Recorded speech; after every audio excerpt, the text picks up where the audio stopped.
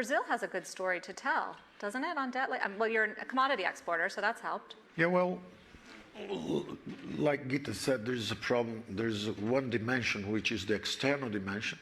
And indeed, Brazil has $360 billion reserves, and the external debt is much lower than that. So we are in a very solid position. We have a huge trade surplus.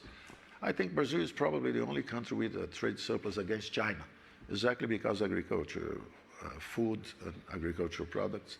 So we are in a very balanced, very comfortable situation when you talk about external debt. Then we go to the internal debt.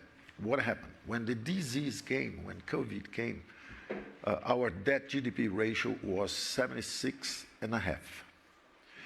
And then everybody, even the IMF, forecasted a collapse in the Brazilian economy. They estimated a drop in GDP of 9.7% for Brazil. And then, let's say, as an example, UK, 4%. Happened exactly the contrary. I alerted the IMF mission. It was not Gita herself.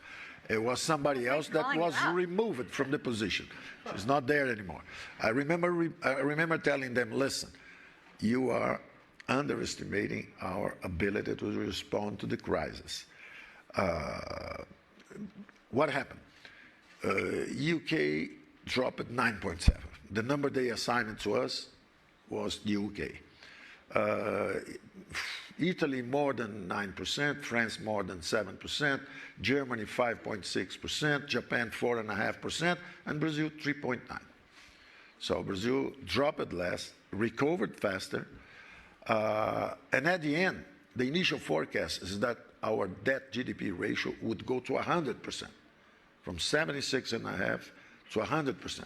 Well, last month, we just closed the number, 78.5%. So we did better than all other countries on the fiscal front.